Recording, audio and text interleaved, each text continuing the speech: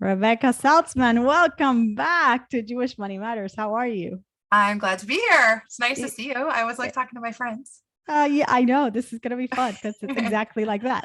And by the way, I was just thinking back to the fact that you've been on this show when it was the old show, the Jewish Life and Yeah. Princess show, and I think it was this time of year precisely.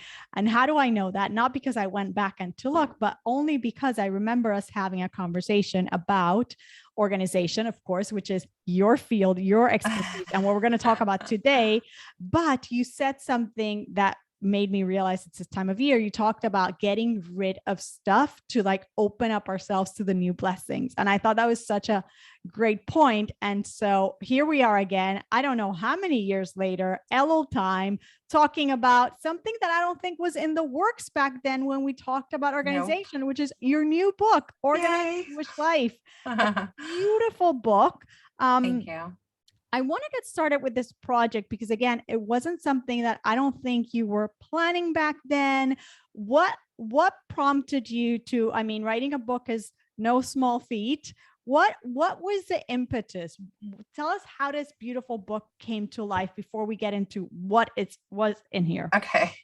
So actually the stories are intertwined. So Mm-hmm. first of all, I never ever thought ever in my wildest dreams I would write a book, let alone Uh-huh.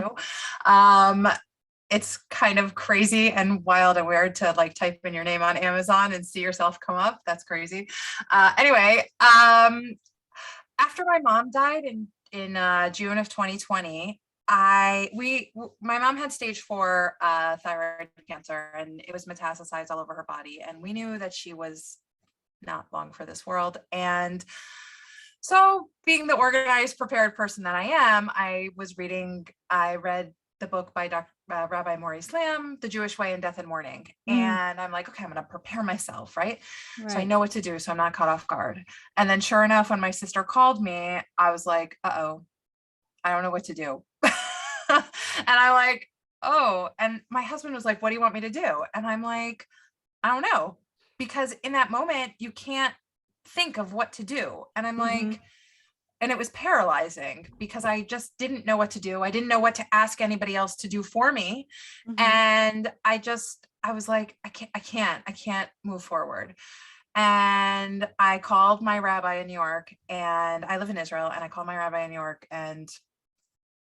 or I sent him an email, and usually he responds to emails like right away. And I sent it to the wrong email address and I didn't realize it, and he didn't Oh respond. no. So I called our rabbi here in Israel, and I'm like, I want to know what to do. And he wasn't available either. Oh my. So I'm like, I don't know what to do. And this is like really time sensitive because I don't think I can make it. It was in the middle of Corona, and I don't think I can make it back to America to go to the funeral. What do I do? So I called my parents' rabbi and I was like, what do I do? And that whole experience, Rabbi Rosenbaum was so kind. He was amazing and kind, and he took the time to talk to me. And the problem with the conversation was I didn't know what I didn't know. Mm-hmm. And I didn't know what to ask him. And sure enough, as soon as I got off the phone with him, like, I didn't even think like, oh, I should take notes, right? Because, you're just having a conversation with your rabbi, right? Like, Right. so I got off the phone, and even though I had like an idea, I wasn't like 100% sure of what he said to me. Mm. And I discussed with my husband, and, I tore Kriya because I wasn't going to the funeral. I tore the ritual tearing of your clothes when a parent dies. And I realized after I was done sitting Shiva that like, I can't be the only one who's ever been in this situation where it's like, you don't know what to ask your rabbi because you don't know what you don't know, or you don't know what to ask any professional who you need advice from. And so Mm-hmm. you leave something on the table when you have a conversation with them because you don't know if you missed out on anything because you didn't have enough background information. Mm-hmm. And so I decided like, okay, I'm going to write a checklist for everyone who, needs to sit Shiva. And I'm like, well, then that's stupid because who's going to find that? How am I going to, like, it's so morbid, like, to advertise Yeah. that. So I'm like, Right. okay, so I'm going to write like how to manage in the Jewish life cycles. I'm like, okay, that's like a small little ebook, right? Mm-hmm. And then I thought about it. I'm like, well, everybody asks me how do you get ready for Yom Tov and Pesach and, all these different times of the year. So I'm like, okay, So I'll do it on the holidays and I'll do it on the Jewish life cycle events.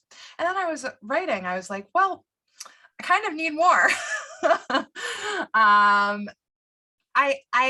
There were so many things that people talked to me. How do I set up my home? I just got married. How do I set up my home so it's organized?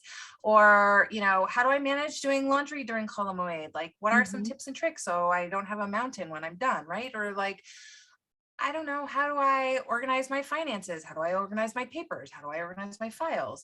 Like all these different things that didn't really fall into Jewish, categories specifically, but are important, and you need to know. So I called my third section in the book Adulting, and that's how Organized Jewish Life was born. It's so amazing because it is indeed so thorough.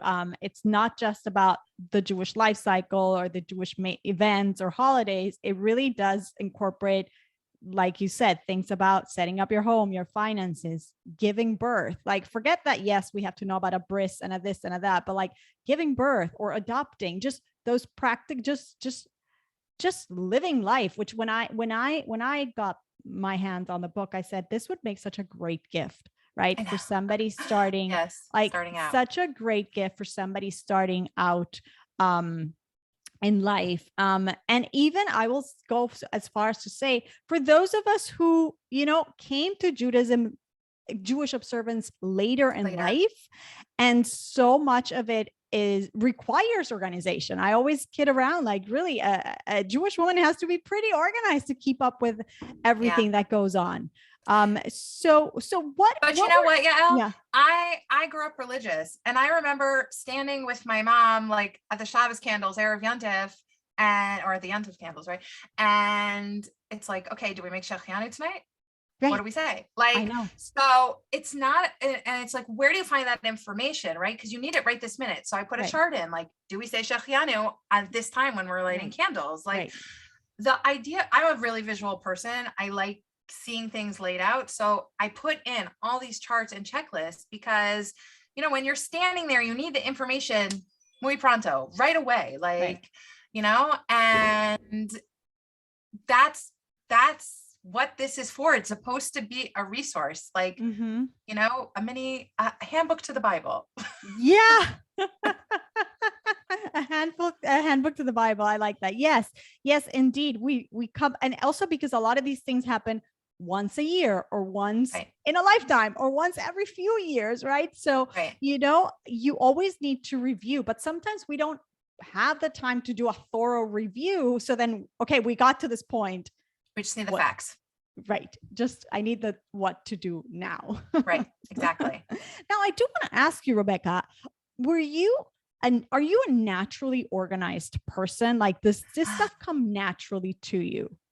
Okay. So this is a really good question. I feel like I am naturally a planner and an organizer, but at the same time, I feel like I taught myself these skills or courses that I've taken over my life have improved my skills. So I think, like, even if you don't have a natural tendency towards organization, you can still become an organized person because it's just activating the executive function section of your brain and learning these skills. And I think once you learn them, it's like, wow, it's a game changer. But I will say, my dad, when I was in high school, I used to like compulsively move my furniture around, always trying to maximize every inch of my space in my room.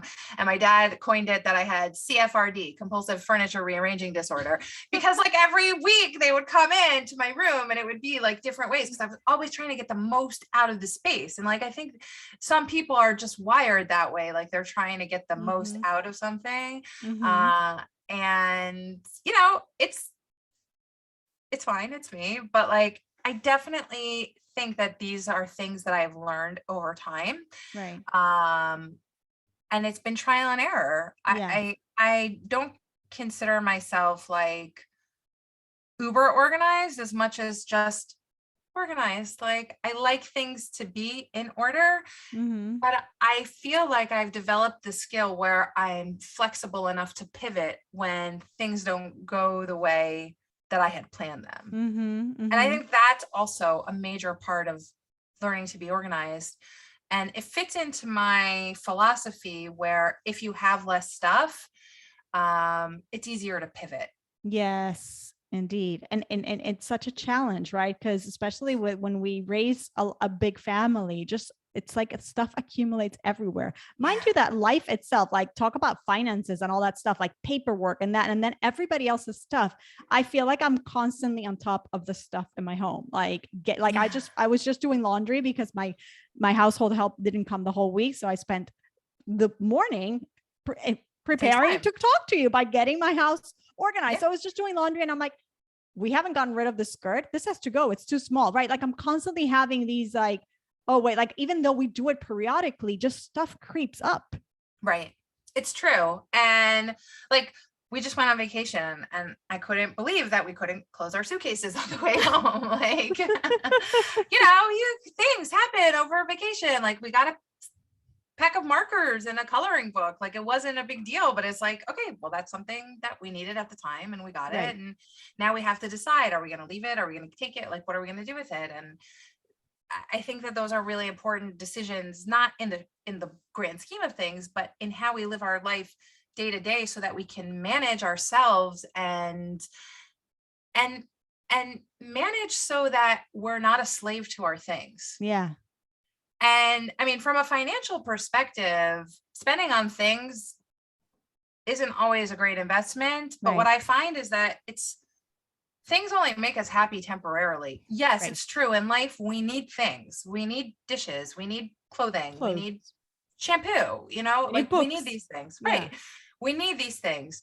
But how much do we need? And I think what's really important is upfront when you're buying it, like, how will this fit into my life?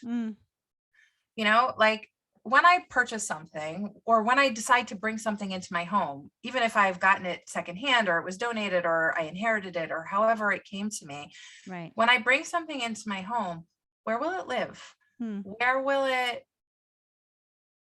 be used? All these things you need to consider. What will happen to it at the end of its lifetime? And we don't consider those things. And I think from a spending perspective, we would buy a lot less if we had to designate a space in our home for something before we purchased it. Oh, yes. Interesting. But so like that, if you're not sure if you should buy something, here's my tip.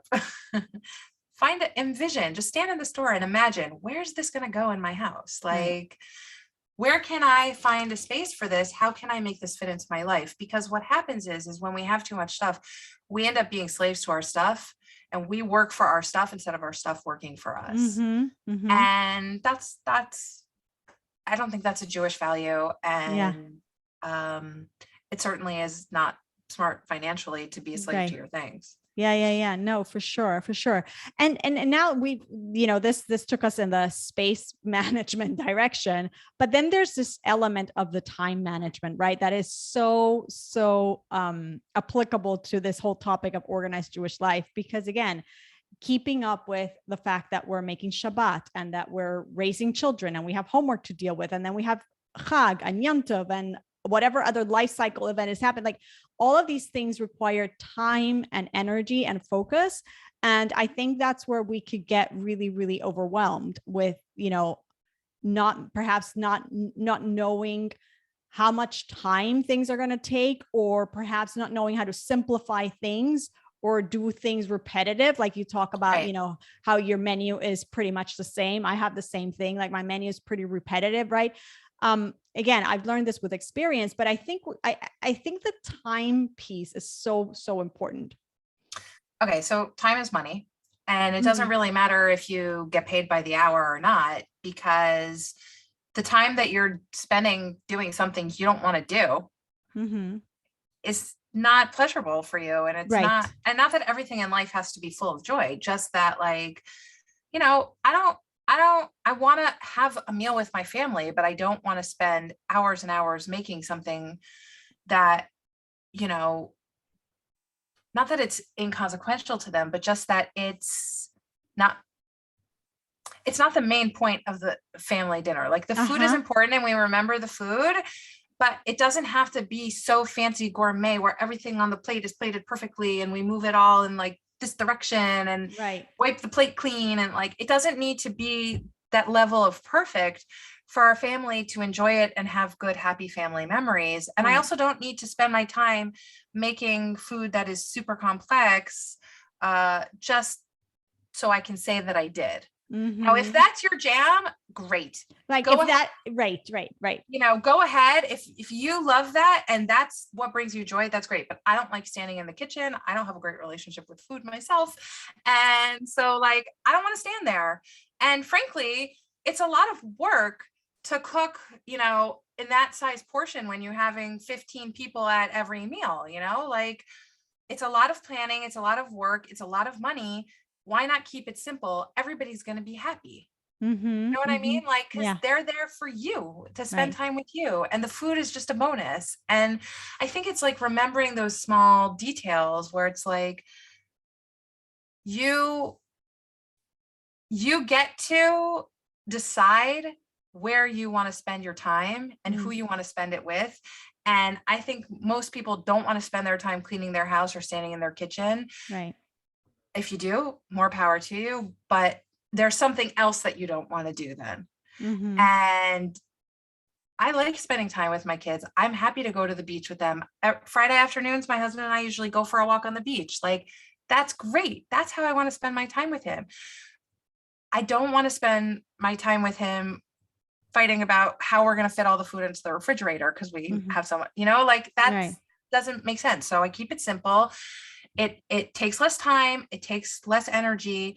And I don't have to reinvent the wheel. There's no purpose to reinventing the wheel every single time. And what I found is that tradition also makes holiday times very special. Like, I remember the foods that my mom made for each holiday, and it didn't matter if I liked them or not. That's what we ate. Right. And if you didn't like it, you went hungry. And this, a lot of times we're like, okay, well, I have this one main and then I have this other main because so-and-so doesn't like this one. And then the third person doesn't like the first two. So I made 3 things. Like, not necessary. You know, if you want to beef up the meal, then make some extra salads. No one's going to go hungry. Like, it's okay. Like, you know, make it simple on yourself and everybody will be happy and they'll learn to like it. Unless there's like a real food allergy. Right. Yeah. And there's so much comfort in like kind of that. Yeah. I know my mother's Friday night soup and I know what she serves for the, you know, for the main. And I know like, it is comforting. And again, it's not that it's super tasty, super gourmet. It's just that that's what your mother makes. Feels like home. You know, my mom always used to make stew for Rosh Hashanah. This, I don't know, it's like Simis style stew with like broad egg noodles. And I hated it. But still, when I smell it, and I'm feeling like compelled to make it even for Yom Tov, I didn't even like it. Right. There you go. But to me, that's Rosh Hashanah, you know, like. Right. Yes. No, I agree. Now, for example, yes, we're in agreement that it's simplifying our Yom Tov meals and our Shabbat meals and kind of working with repetition, right, is amazing. But tell me something. What about meal planning? Are you into meal planning? Like, should we all be jumping this train? Because I've failed at that miserably, and I know I should improve. Like, is that something that we should all be doing? So I'm not a great meal planner, actually, because that's refreshing. I hate dealing with food. Right. Food is like, as I mentioned, food's like an issue for me. So I'm okay with putting that all out on my sleeve. Like, I know how to do it and I can do it, but like just thinking about so much food gives me like a hard time. So actually it's something that I gave over to my husband. Because so I still do like cooking for Yom Tov or Shabbos, but during the week he handles the food. And it has been a game changer for me because like I said, I don't have a great relationship with it and I couldn't manage thinking about food all the time. Like it was just getting to be too after, you know, I mean, now we're married for 20 years, but at the time I handed it over to him around the 18-year mark, I was like, I just can't anymore. I just can't. And he was like, okay, I'll do it. And, our kids are older, they help too. So it's less of a stress. I know it bothers him. And we talked about meal planning, but he's also very good. He has his own way of doing it, and I don't step on his toes. But we talk about it, like we make shopping lists, we're planning the recipes, we know what we're making for Shabbos. And because we have a fairly regular routine of the things we make for Shabbos, even though it's not a formal meal plan, he knows how to like rinse and repeat. Right. It's so interesting you described it this way, because I have a similar thing going where for example, first of all, I don't enjoy cooking so much, even though I'm fine doing it, but it's not like I'm going to go relax in the kitchen. Like that's not my idea of fun whatsoever. I do it because I have to, kind of thing, right? Because somebody has to feed everybody. But if I didn't have to, I wouldn't.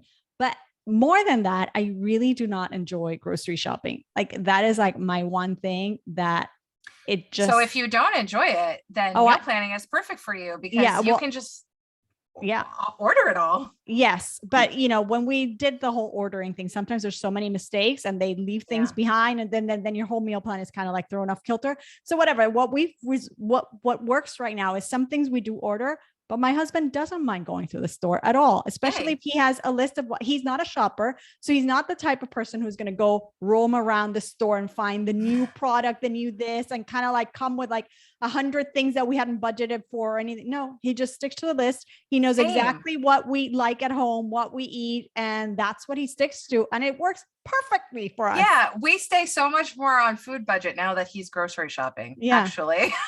Yeah. Because I would just be like, oh, that looks interesting. I'll think about what I'm going to make. And I like to be creative in the kitchen, but food was just becoming a trigger for me. And I needed to take that off my proverbial plate. And I think it's benefited us in a very real way. Right. Which really brings us to another important topic of this whole organized Jewish life conversation, asking for help. We're not so good at that, women, sometimes. And I know you mentioned it several times in the book. And I think it's also something that's so important as members of a community. Yes. We have people to lean on. People are willing to help, but then we also have to ask for the help. Right. And then of course we can get into like, there's ways to help better than others. Right. And offering to help. Right. But talk to us a little bit about that, because I think this is something that perhaps we can all improve on. Like, yes, part of being organized is knowing what you need and knowing what to ask, and then actually asking people for help. So that is as I mentioned, when I was telling you about how this book came into fruition, one of the things that I realized was like, because I didn't know what to do in the situation, I didn't know what to ask for. And I think that that's most people's problems. Right. It's not necessarily that they don't want to get help or ask for help. They don't really know what to ask for, and they're not really sure what people can provide them. Right. And I mean, when you ask for help, the worst thing that will happen is someone will say no. I think the key really is understanding who your friends are and what they're capable of, and knowing what to ask them for. Right. And being organized helps you know the answer to that. Right. And having a resource like this helps you know, oh, I'm going to need these things, and I'm going to need them 10 days before the event or 2 days before the event. Oh, now I know I could ask my friend, whatever her name is, because she's so good at that. Right.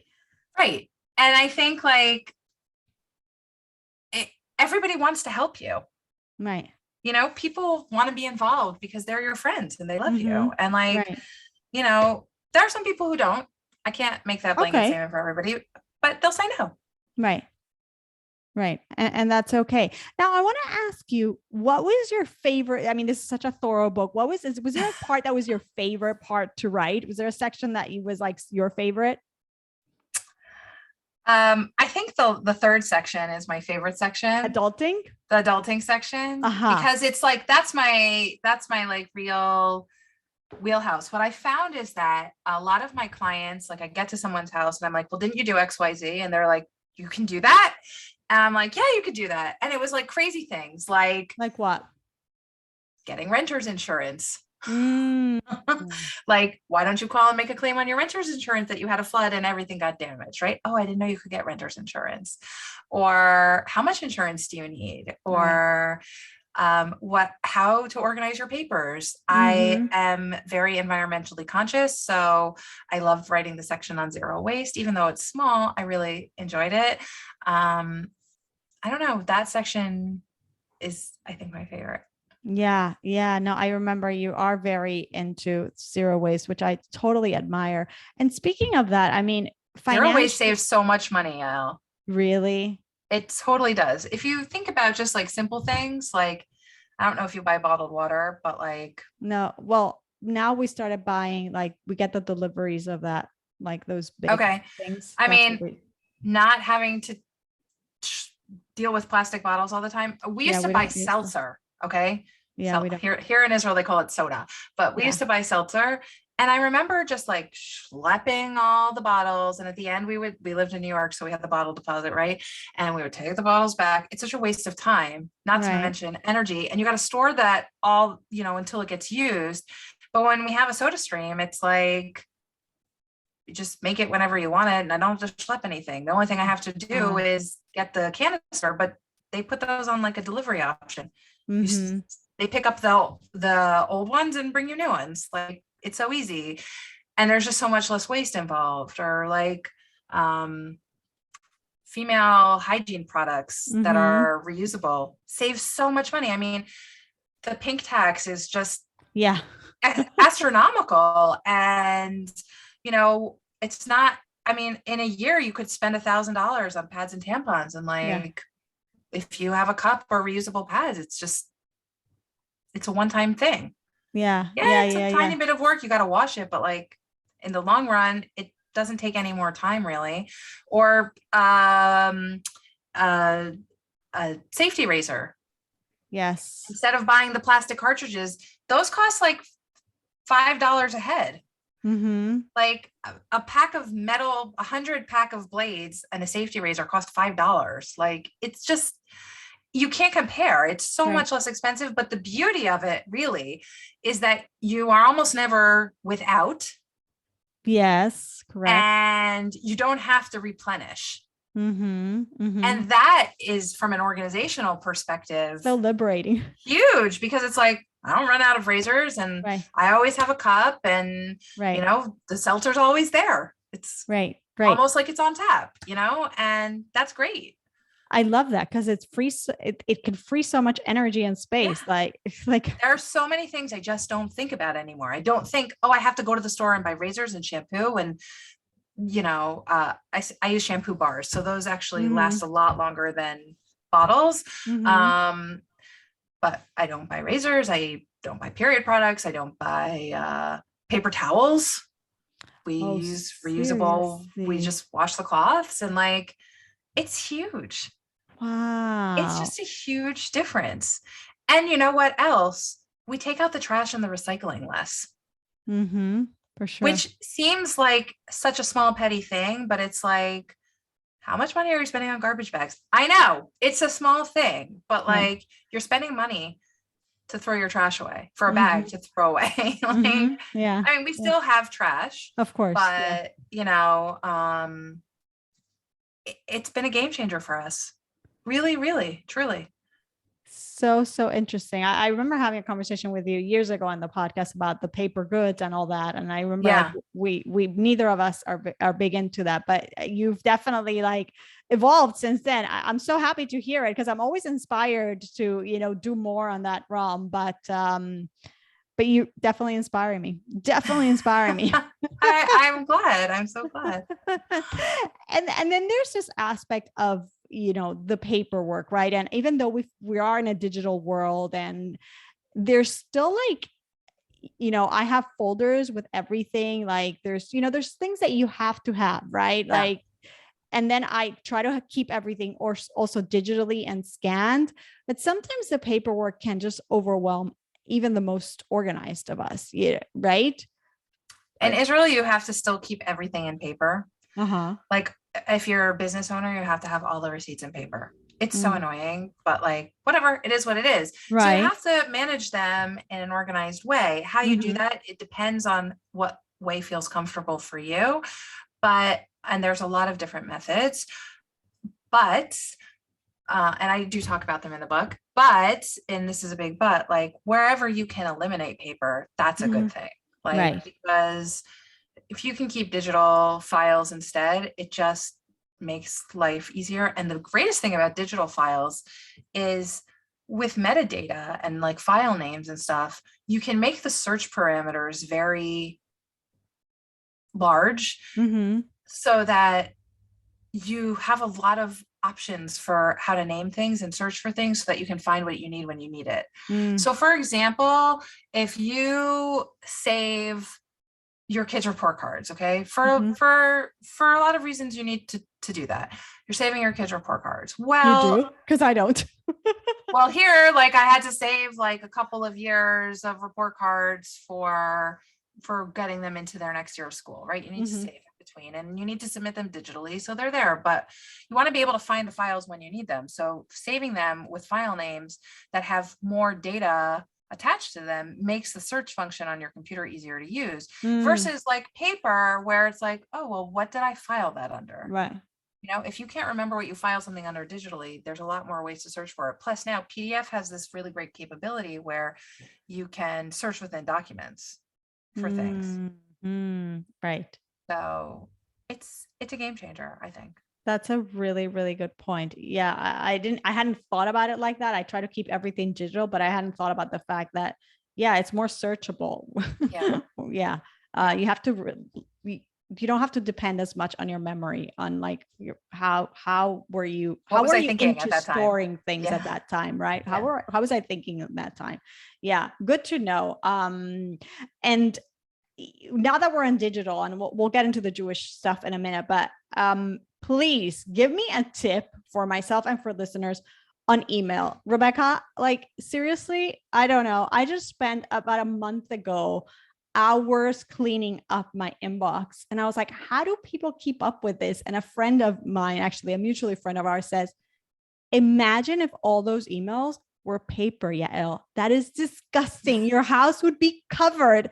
And it was so true. I was like, oh my gosh, you're right. So I think that I don't hold by inbox zero because I mean, for a lot of people it's attainable. But I like to use my email as a to-do list because it's the place that I'm looking at every day. So I keep my inbox at around 50 emails because I have things that are in transit. Like I keep all my meeting requests there so I can click on the Zoom links and see them and whatever. That works for me.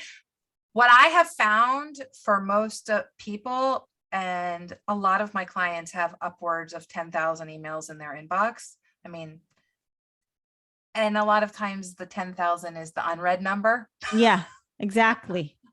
So, you know, I'm at 50. I'm looking now. I'm at 55, 57 right now, unread. And that's after I've done the cleaning. It's like, seriously. So there's a lot of ways you can manage that. The best way is to start unsubscribing to things. Yeah. It's probably most of it is junk. Right. If you have email on your phone, sync it with your desktop. And when you delete on your phone, it deletes on your desktop. That will also help. One of the important things besides for unsubscribing is archiving. You don't have to delete the email. It just can't sit in your inbox. You have the same search capability. Right. Once you read it, take care of it, and then archive it as you do if it's in your inbox. And it's much less stressful to see a lower number in your inbox than to see 27,000. Yeah, for sure. Yeah. Moving it to those folders is like, it's a total game changer. I saw someone this week actually who said they make 3 different kinds of folders, one for like to do, one for done, and one for like need to follow up with kind of situations. That to me is very confusing. I don't like to overcomplicate things. Anything that comes into my inbox, if it's trash, it gets deleted right away. Right. if I don't necessarily need it in my inbox anymore, but I want to make sure I find it very quickly. Like, so for example, the last copy of my book in the digital format, that email from my typesetter has a star.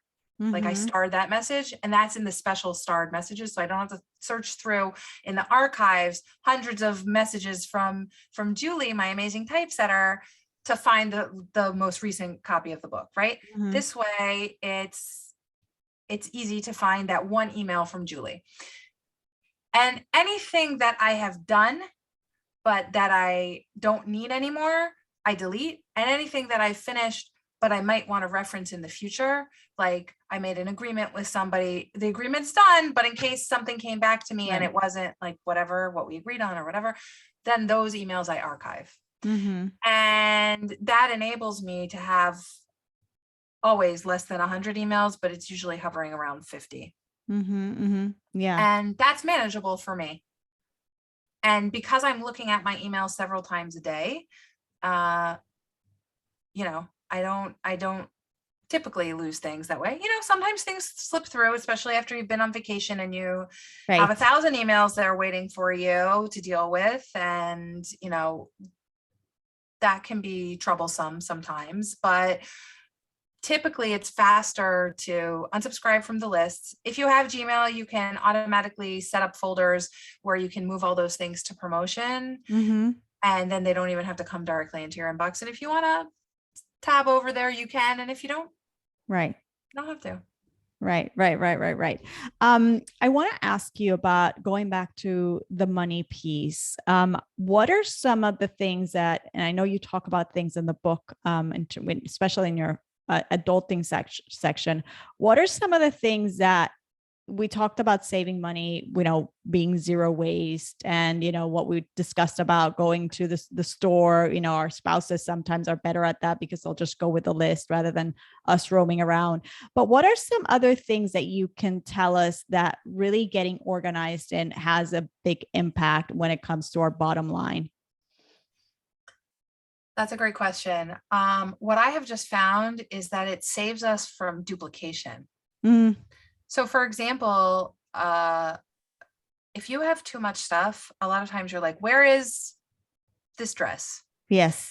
Or the carrot peeler or the Tupperware. The stapler, right. Yeah. So you can't find it. You've looked everywhere. You go to the store, you buy a new one, or now you just one click it on Amazon. It's there in a couple of hours. And then a couple hours later, you're like, oh, there it was. And now you have two and they're both working. So what do you do?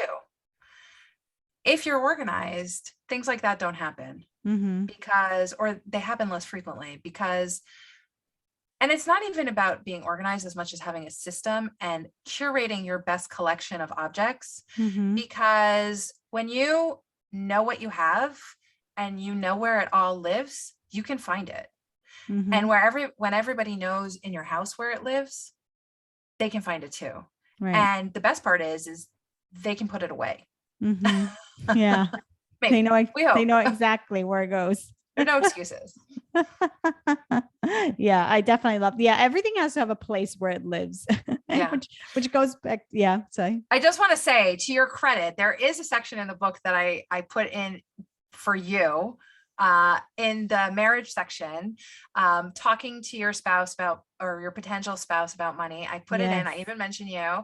And I just want to say it's to your credit. It's to our discussion to talk about money when you're in the dating phases. Because it's so important that you have a partner that you're compatible with money. And it's something that I've heard from you so many times, and I couldn't leave it out because I felt like it was so important. So that's to your credit. And it's in there because you were in my thoughts when I was writing that section. Yeah, no, you're right. It's so important. And it's an ongoing conversation with, like you and I have discussed, right? It's an ongoing conversation with our spouses, because we're constantly making financial decisions, and it all boils down to organization, right? Like these financial decisions is, how are we organizing this expense, this allocation of money, right? When is it happening? What is the system through which it's happening? It's all the same skill set. And I will say, because of you, on our anniversary every year, we talk about like where we're at financially, like what we hope to Wow. accomplish. Like it's something that we have integrated into our relationship and our anniversary.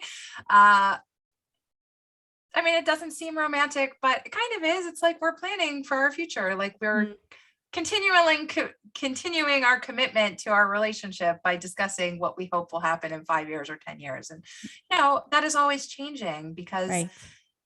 life is changing and Right. our goals today are not the same goals we had 5 years ago necessarily. But the beauty of it is that we can freely talk about it. And actually, even though we don't always manage money in the same way, we're on the same page about it. And it's actually something, because I think we've adopted this sort of mindset around it, it's not something we fight a lot about.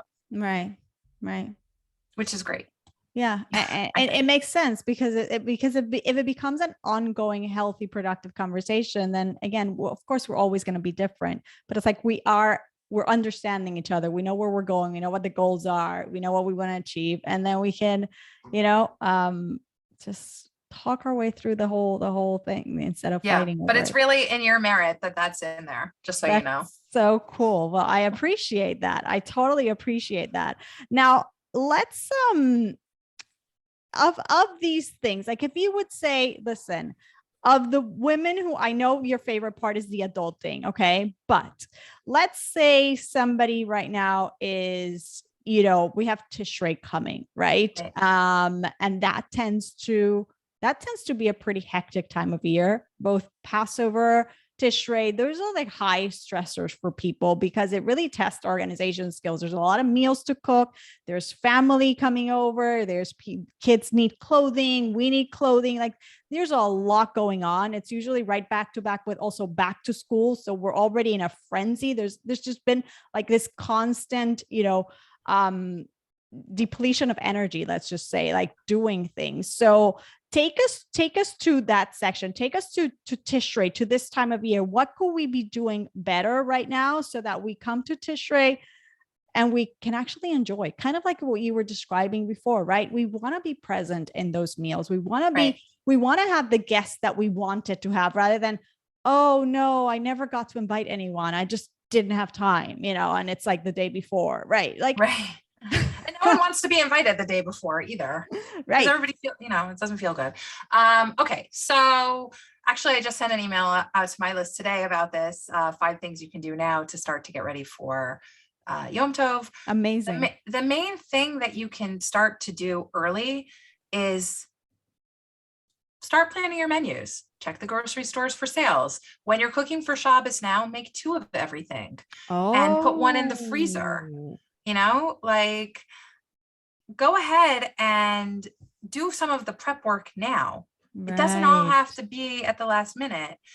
And so at least if your menu is planned, let's say, well, first of all, if you're doing it this year for the first time, then plan your menus, plan your guest list, plan your shopping list. As you see things now, you will be able to purchase on sale, right? For the future, you just rinse and repeat. Yeah, and use those same lists. So like Rosh Chodesh Tishrei, you pull out your list and you're like, okay, I'm going to just do this again, right? There's no reason to start every Yom Tov new. Now, you can make every Yom Tov different, and that's fine, but you can repeat it every year because that's where the traditions come from. That's what we love about our holidays. It's like that on this time of, on Rosh Hashanah, we have Simas, right? On Sukkot, we have stuffed cabbage. Right. Like these are the things, that we become accustomed to and we expect to have during these times. And Purim, we have Hamantashen, right? Like it's okay. You don't have to reinvent the wheel. If you want to put a new take on it or a new twist or something becomes unavailable, great. But, keep it simple and it will be much more enjoyable in the long run. And however you can start to prep yourself now is a great time to check everybody's closets. Make sure everybody has the clothes they need. And that everything went to the dry cleaners so that you don't have to be like Erev Pesach or Erev Rosh Hashanah. Did I stop at the dry cleaners? Did I get the kittel? Did I get my dress? Did, whatever it was. Now's the time to set yourself up for success and, take care of those tasks that are less time sensitive or that you can do in advance and save. Yeah. Yeah. No, definitely. I love that. I love that. And you know, you just reminded me about writing all those menus now, just having those lists on your Google Drive. It's also kind of like your budget. Like so many years already, Yeah. I know how much I've spent on Tishrei and on Passover that I just have to reference back. Like I know exactly what it's going to cost me because I've had Maybe not this year. Right. Maybe not this year. Maybe not when you have inflation. Okay. So now I'll double it.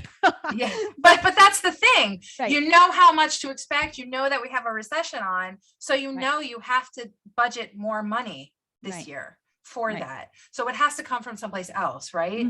And now you can think about it in that way because you say like, okay, last year I spent $2,000. This year I'll probably spend $3,000, but like at least I know where that extra 1,000 can come from, or 500 more, whatever. But you know, the point is that that helps you pivot and flex when you have the base. You can move more freely when you need to be adaptive, instead of being reactive. And that's important too. Yeah. No, I love that. Now I have to ask you, and I'm sure I've asked you this before, but I don't remember, but we all sometimes make mistakes and there are challenges. I have to hear like, if there's been like anything that you've like said, I can't believe like I did that, especially when it comes to maybe organizing your finances, right? Since this is a show about money, right? Is there anything that you say now looking back, okay, I better tell my children not to make that mistake, or I wish I'd known and I hadn't done that? Well, I think one of the things we talk about more freely with our kids is money. And based on a conversation we've had before, shortly after that conversation, my son got a job and he's almost 16. And we had a discussion. This is how much you give to tzedakah right off the top. Right. This is how much is going into savings, and the rest you can spend however you want. And I think that's like, my other two kids are savers, but he's a spender. Right. And I think that was really like eye-opening for him. I think the best thing we can do is just talk to our kids about everything. And when we don't, that's where we end up having places that we have regret. Like those are the pockets of regret. Like if we talk to our kids about money, if we talk to our kids about our ideals about Judaism, if we talk to our kids about like, it's important. And if we don't tell them, they won't know what we think about something. And then they'll just be taking a stab in the dark. You know, when I went to college, my dad took, I think it was my dad, pretty sure it was my dad, took me to the bank. We opened up a bank account and he's like, okay, here you go. And he put some money in it. Yeah. And I was like, okay, now what do I do? Right. He didn't tell me how. I mean, he's a great dad. Okay. And I'm not trying to say anything negative about him, but like, I didn't know how to balance my checkbook. I didn't know how to do the debits and the transactions and like to manage that financially because my parents didn't talk to us about that. It wasn't something we talked about. So like, how would I know? I didn't know how to do the laundry. I happened to have been dating my husband at the time that I went to college, and I called him up and I'm like, I'm really embarrassed, but I don't know how to use the washing machine. Did he know? He did, because his parents taught him. So he told me like when he was 12 or 13, his dad took him into the basement and it's like, here's the washing machine, get acquainted. You're going to be doing your laundry from now on.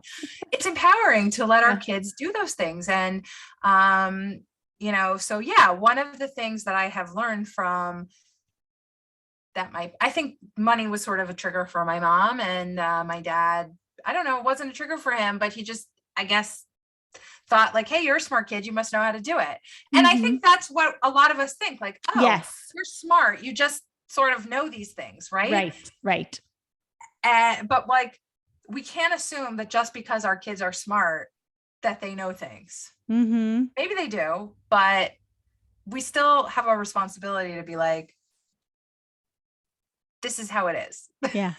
Yeah, yeah, you just reminded me. I just yesterday I dropped off my daughter in high school. I didn't tell you this, but I just dropped her off. Like literally, I'm coming off a plane almost. Um, and we had to have this conversation: is how much money am I giving you a month? And Right. here's your debit card, and this is how you use it. And you're gonna have an app on your phone so that you can Exactly. check what's your balance and you can budget for yourself. Can I afford to buy this now if I have 3 more weeks left of the month and until my Exactly. mother And they puts the need to money? know. Right. They need to know. They need to know that it's just like, having a job.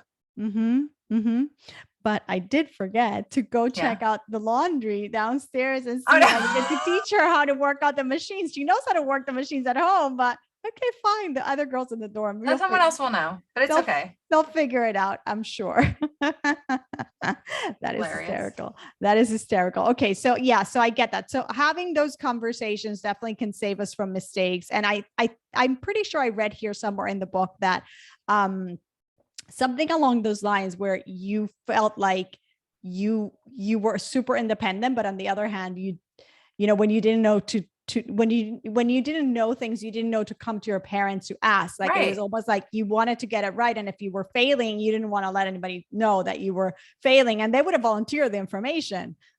Gladly. My parents love me and they, of course, want to teach me. And there's so much that they taught me, but like sometimes you don't know what you don't know till you're in the situation and you're like, okay, how do I do this? Right, right, And right. so like that's really what I want, what I hoped for. And in my mother's merit, I hope that this book really helps people get the information they need when they need it, or Mm-hmm. figure out how to get more information from these starter questions, because like it's okay to ask for help.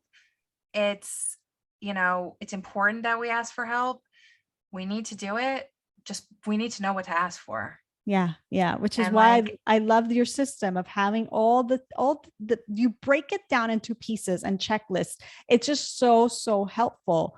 Again, because it tells us what we need to be asking for. Now, I do want to ask you before we start yeah, wrapping it up about partner. We talked about our husbands. What about the woman who's listening and says, well, okay, I'm trying to be organized. I'm trying to keep up with everything, but my partner is just not organized, right?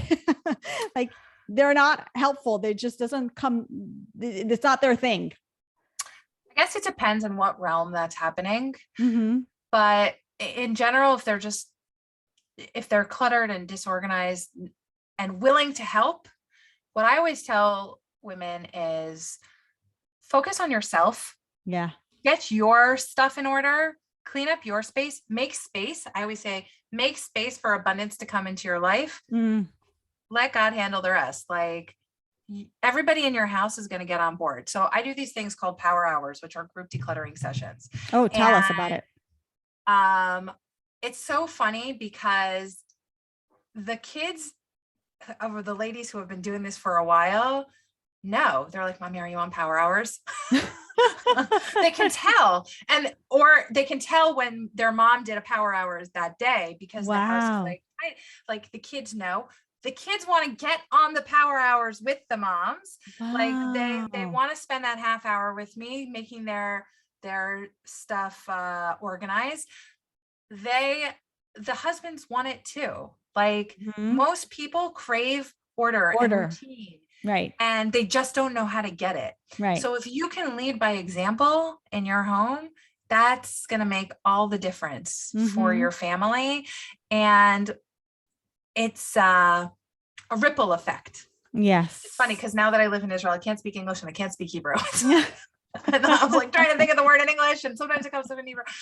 It's a ripple effect, and it's like you start with you, it spreads out to everybody in your house. It Mm-hmm. might be slow, but it will spread. Yeah. Yeah. No, absolutely. So how do these power hours work? Like, tell us, like how do they connect on a phone line with you and you give them music and they start? How does this work? So it's a Zoom call and you log on. And a lot of times people send me emails with pictures of their space in advance. So I already know what I'm looking at. We make a plan for how you can organize that space. Mm-hmm. And I tell you what to do. And then every 15 minutes, I check on you to see where you're at. after you've started like the initial stage, I'll walk you through what each next step is. So, oh, you did this. Now it's time to do this. And now it's time to do this. And what's really good about them is two things. There's accountability. So I'm holding you responsible. You paid for the time. So you're going to show up because you want to get your money's worth. Right. Right. And I'm standing there holding you accountable. But the other thing that really makes it worthwhile and make it work is that everybody on the call is doing the same thing as you. So it doesn't feel so lonely and no FOMO. Right. Because, and you're learning from other people because they're in the same situation as you. Now, some of the ladies just use the time to clean. Some of them use it because they have ADHD and they just need help getting their tasks done. So it's organizing themselves, cooking for Shabbos. So I'll go through their menu with them and I'll say, okay, cook this first and then this and then this.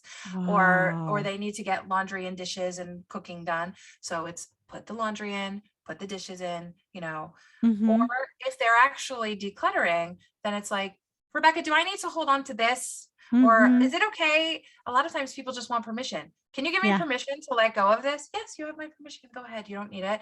And then I say to them, you know, make space for the abundance to come to you. Oh my gosh, I love that. And they really, really work. And the thing about them is that I design them so that they're cost effective, because for a lot of people, spending, you know, $10,000 to have someone come to your house is not reasonable, or even $5,000 or even $300 for one day. Like it's too much for them. So this is something ongoing where you can get support for a really reasonable amount. I mean, the lowest monthly membership cost is $40 a month. So you're really getting a lot of support for not a lot of money. Yeah. And because when I looked at it, I said to myself, like, how can I help the most people? And still help my family, right? And this to me was the way that I could do it, because if I'm just helping one person one at a time, like it's not enough. It's not enough. Yeah. You know, there's so many people who need help. And I love that, because it's teaching them how to fish. It's different from, you can go one time and do, you know, like charge them a lot of money to get their entire house amazingly organized, but they still haven't developed the skill to keep that up. This is really training you to do this. It's beautiful. And so a lot of women like scale down their membership from like going 4 times a month to going like once a month, just because they want to do the maintenance. But some of them keep it even though they don't necessarily strictly need it, because they like the accountability, but they like knowing that I'm holding their hand, even though they're doing it themselves. They also like the confidence of feeling how far they've come. Amazing. Which is huge. It's huge. It's so beautiful. And this whole conversation has brought me back to this idea that Judaism is actually so big in order. If you think about it, right? It is. All of Jewish life is structured. Your day is structured to have a Seder.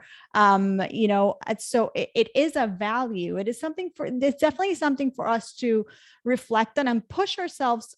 If we feel like that's not naturally our strong suit, I think we have to take example from Judaism that it is important. It is important for us to get ourselves organized, manage our time wisely, manage our money wisely, you know, I guess because we're here to make a contribution, and the better we are at managing our stuff, our time, our money, the bigger our contribution we're making throughout our day.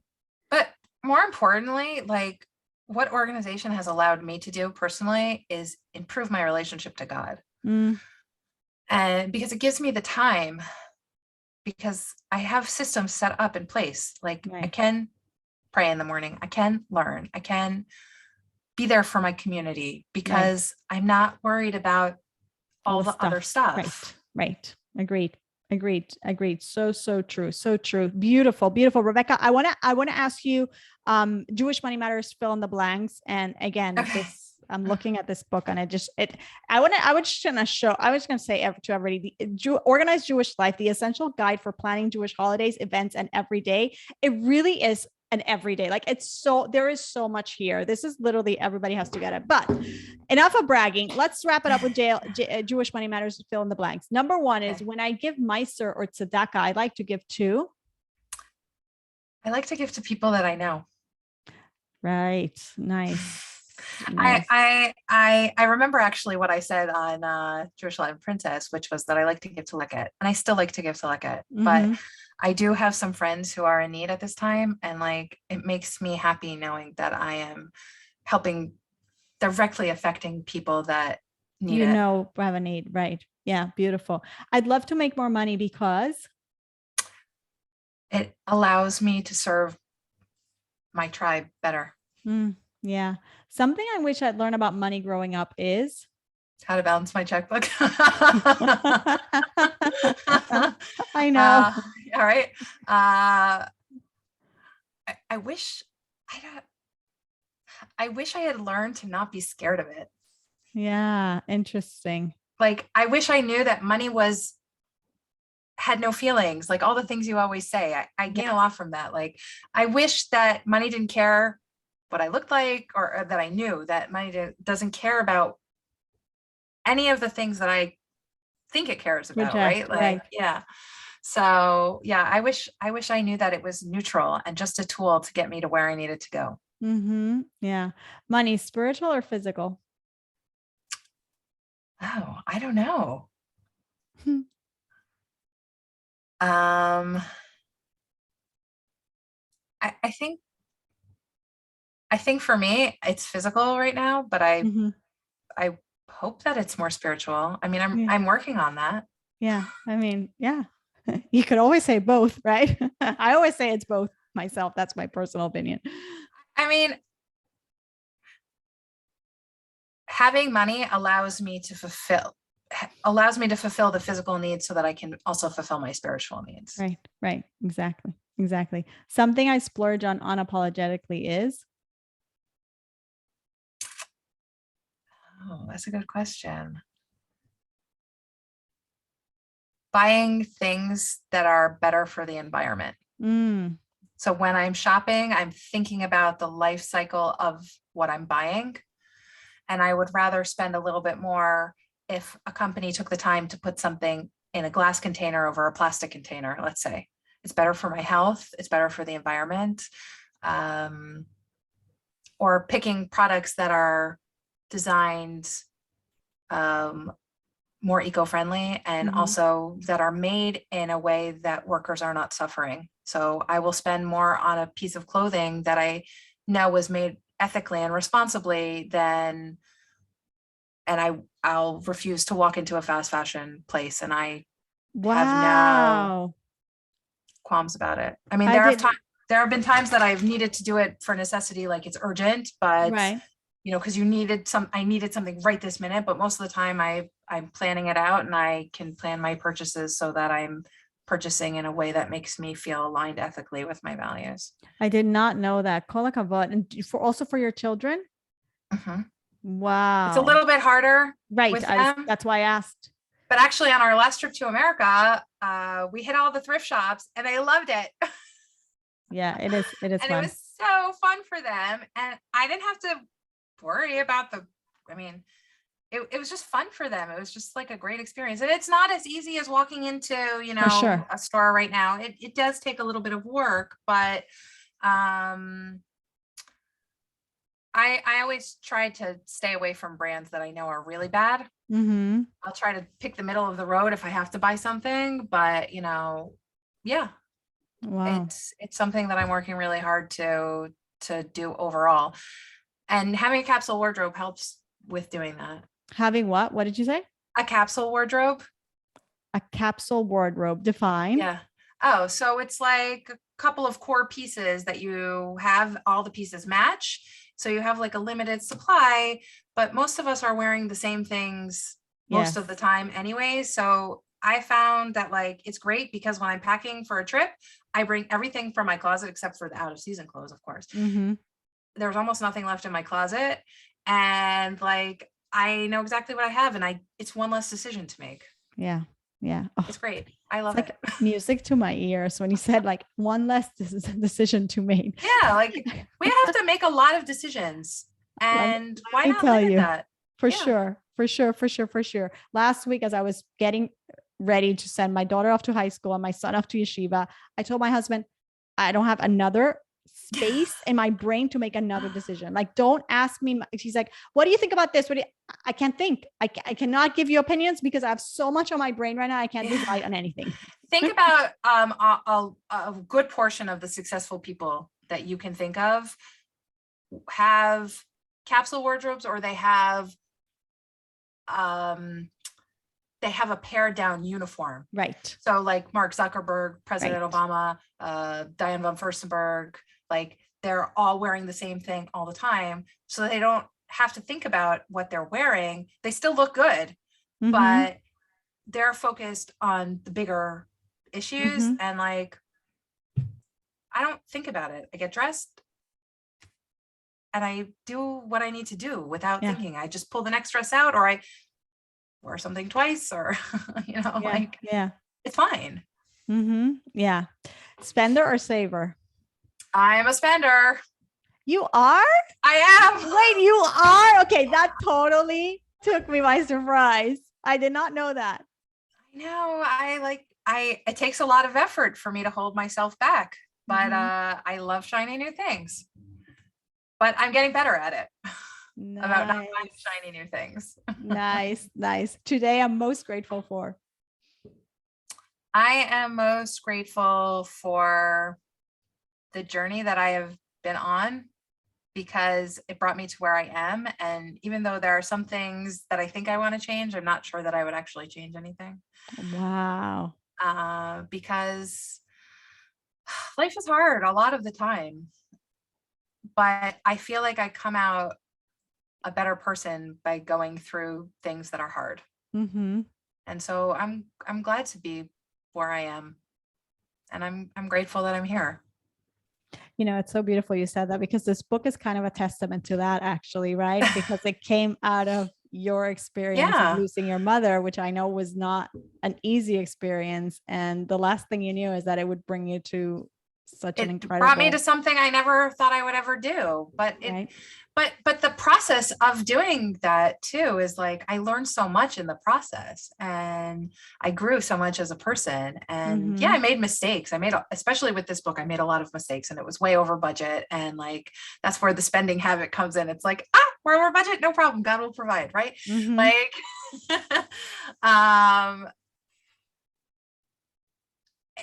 but I learned something from it. I'm not saying I'm going to go out there and be a coach on how to self-publish your book, right? But like, I learned, and now I can decide, like, I'm kind of thinking about a second book. Yeah. No, I could see that. I could definitely see that. Finally, I am Rebekah Saltzman, and I believe Jewish money matters because it directly relates to our relationship with God. I love that answer. You want to expand on that? Yeah. I mean, like we were talking about before, money is a tool. God gives it to us to fulfill our tafkid, our purpose, and